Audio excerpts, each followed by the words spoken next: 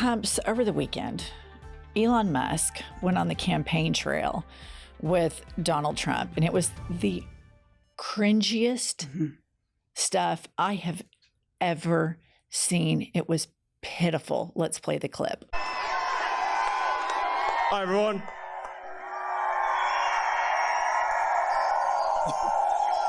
As you can see, I'm not just MAGA, I'm dark MAGA. I'm dark MAGA. Grow up. Grow up. And here's the thing. Him jumping around on stage. Oh. You know what vibes I got? Tom Cruise jumping on the couch vibes. Totally. It was that cringy. And I also got to thinking, all these alpha men, they're strong, masculine. Every single one of them has debased themselves and morally bankrupted themselves for Donald Trump. They have all cowered to one man. Perfect example, Elon Musk. You know, I think the common thread that I see in Trump supporters with the males, it's toxic masculinity. They're trying to mask that they're not big thinkers, that they're not intellectual, that they don't advocate for other people. So they put up this macho me thing. And then the common thread among MAGA women that I see is internalized misogyny. Yes. It seems like those two threads are just woven throughout. And Elon Musk, like doing the cheerleading jumps and all of that stuff is just so embarrassing. And if you split screen that with what happened over the last few days, you have Kamala Harris out campaigning with a major Republican, Liz Cheney, whom ideologically I disagree with on pretty much everything. But you have them out, mature, responsible, thoughtful, smart women that have policy disagreements, advocating for the country and creating a tent big enough that the one message that should be so simple is democracy. And Elon Musk gets up there and he uses the lie that Donald Trump, if we don't vote for Donald Trump, that it's going to be the last election, which Donald Trump is the one who tweeted in 2022 that he wanted to undermine the Constitution. He's the one that staged the coup d'etat. He's the one that stole all of the government secrets and hid them in that wretchedly designed Mar-a-Lago bathroom. So this whole billionaire bro thing, like Elon Musk or Donald Trump would spend 2.5 seconds with any of those rubes that were at that rally. Oh, absolutely they wouldn't. They think that they are superior and elite to those people. Totally. Okay, next up, I want to talk about how happy I am to see Kamala Harris out doing a lot of press. And she recently sat down with Alexandra Cooper of the very popular Call Her Daddy podcast. And the podcaster started off the podcast by saying she didn't know if she wanted to dip into politics, but she decided to. And I have to say to that, I'm very proud of her for doing that, because this is an election that everybody that cares about other human beings needs to be loud and proud about. 20 states have a Trump abortion ban, and that affects almost 100% of Alexandra Cooper's listeners. Let's listen to what Kamala had to say. At a rally in Pennsylvania, former President Trump recently told women, "You will be protected and I will be your protector." What do you make of that? So he who, when he was president, hand-selected 3 members of the United States Supreme Court with the intention that they would undo the protections of Roe v. Wade. And they did just as he intended. And there are now 20 states with Trump abortion bans, including bans that make no exception for rape or incest, which we just discussed, which means that you're telling a survivor of a crime, of a violation to their body, they don't have a right to make a decision about what happens to their body next, which is immoral. So this is the same guy that is now saying that. This is the same guy who said that women should be punished for having abortions. This is the same guy who uses the kind of language he does to describe women. You know, women have been so under attack since Donald Trump descended on that escalator. Immigrants have been under attack since he descended down that escalator. Donald Trump is partnered up with really sociopathic characters in the United States. You have the Heritage Foundation, who pals around with dictators, invites Viktor Orban to their headquarters to hang out with them. And they have written Project 2025, which mentions Trump in it 300 times. Trump is too lazy to care about policy, and everybody knows it. And his default setting, and it comes out time and time again, is utter disdain for women. Absolutely. I mean, look before he was elected in 2016. He's going to grab him by the pussy. Then he goes and interferes with the election by bribing the person or paying off the person, Stormy Daniels, the porn star. Then it goes from women are nasty. He calls every woman nasty, or don't ask me that question. He has a real problem with women. He wants women to be subservient to men. He has no respect for women at all. Not to mention his victory tour about overturning Roe v. Wade and the 3 Supreme Court picks that he put on the court that were groomed by these very far-right Christian nationalist organizations. And he's so proud that he picked these 3 people. And if we all remember, there was a senator from California during all of those judiciary hearings who read them the filth, and it was Kamala Harris. And it was clipped. She practically made Brett Kavanaugh cry. She asked him, what laws can the government control over a man's body? He couldn't answer it. He was tongue-tied. He knew she cornered him. And Kamala Harris has created a huge tent, and you've seen this mass exodus of traditional Republicans that are decent people that have policy differences with Democrats that will not stand for the abject horror show that is MAGA Republicanism.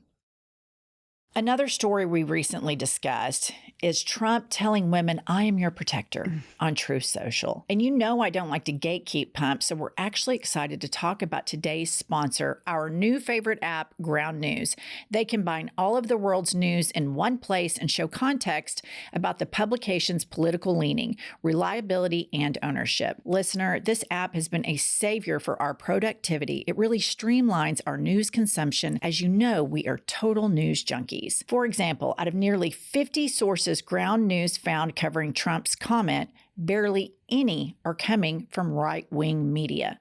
On the left, Huffington Post says, Trump says women will no longer be thinking about abortion if he wins. Repulsive. Meanwhile, right-leaning Breitbart highlights Trump's claim that all women will be worse off under Harris, which leads me to my next point. If you've always wondered, listener, what your crazy Trumper uncle's algorithm looks like, this app gives you access to that along with all sides of every story to help you understand how people like him are arriving at their vote, which honestly I find very fascinating.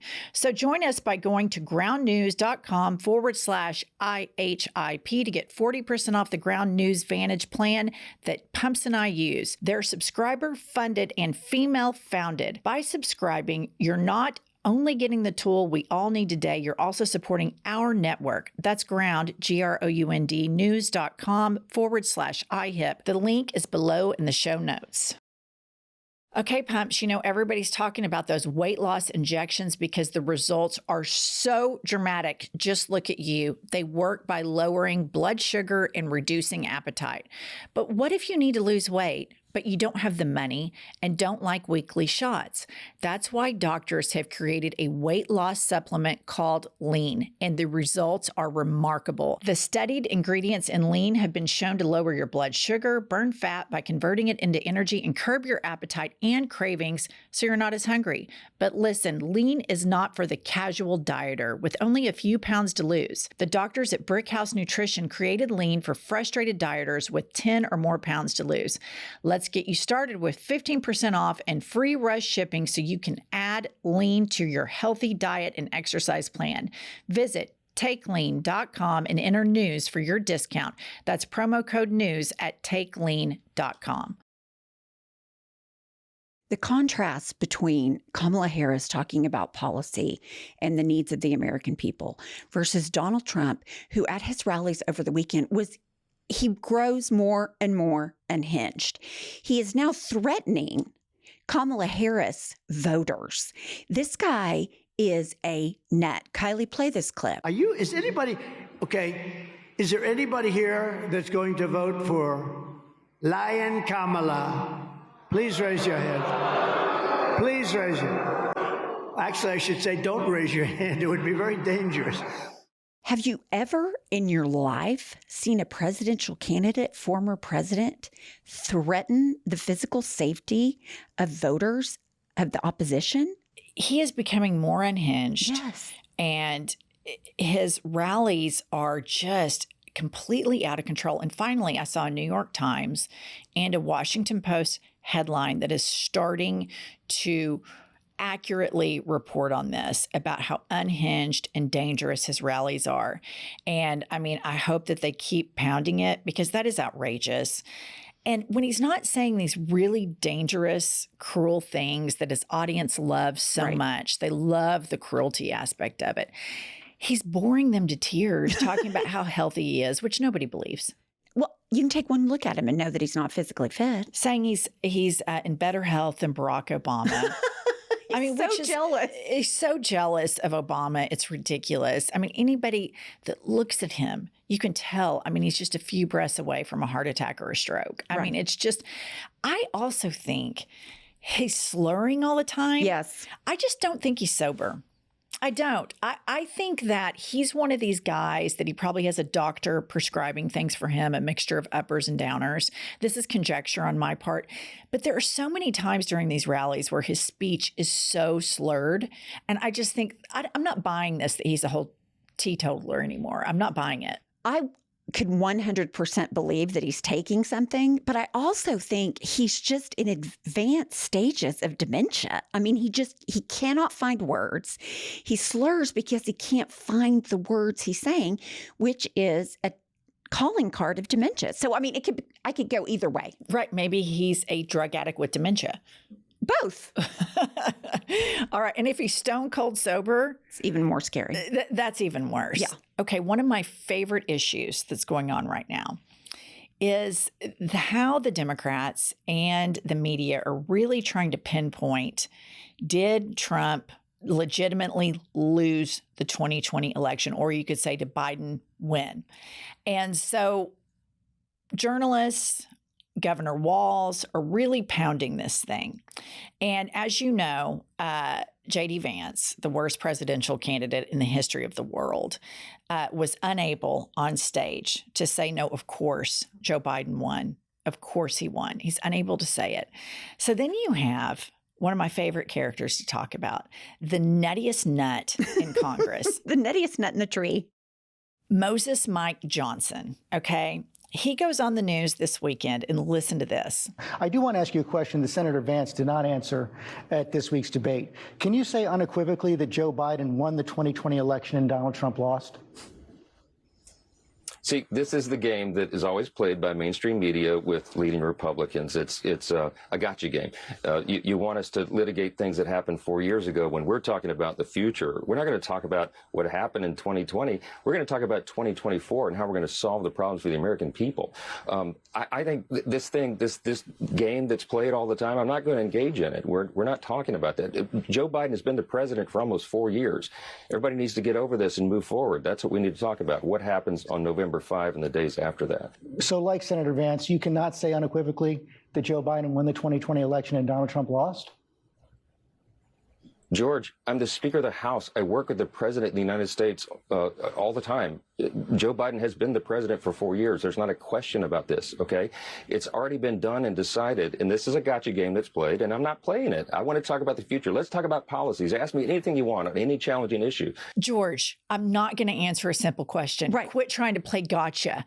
I'm not that smart. I take direct orders from God, who told me that I was Moses. That's who I talk to. I mean, this is so insane that the Speaker of the House cannot say, You are 100% correct. Joe Biden won. And then his victory was further confirmed by over 60 court cases and several Republican governors and several Republican secretaries of state. He can't say it. He can't hurt Donald Trump's feelings because everybody knows how unhinged Trump would be. And what I like about this so much is they're trying to say that the Democrats are talking about this. Trump has been on a almost 4-year crybaby parade tour around the United States of America, screaming from the rooftops, I won. I actually won by a lot. You've got people in jail for this, people that are getting incarcerated because of these lies. This is the big lie, and you have the worst Speaker of the House, the most embarrassing person outside of Donald Trump that holds a position of power in this country that is just this little Bible-thumping freak show that is completely divorced from reality, completely obsequious to Donald Trump. So here you have Moses Mike, who's, I'm all about, what would Jesus do? I'm a big Jesus guy. And then he hangs out with the porn fucker. It's just unbelievable, the hypocrisy. It's breathtaking.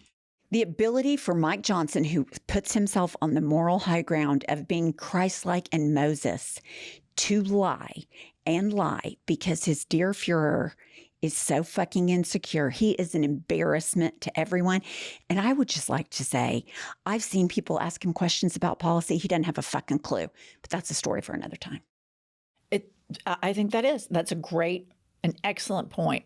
MAGA Republicans are all hat, no cattle. I mean, all they do is all of this bluster. They don't have any policy other than owning the libs, and they don't even do a good job at that. So as we close out these last 29 days of this election, it's all chips in for Kamala Harris for democracy. You have a groundswell of Republican support, normal, decent Republicans that refuse to go along with this crazy Donald Trump, sociopath J.D. Vance, and cuckoo for Cocoa Puffs, Speaker of the House, Moses Mike Johnson. Stick with us. We'll see you tomorrow.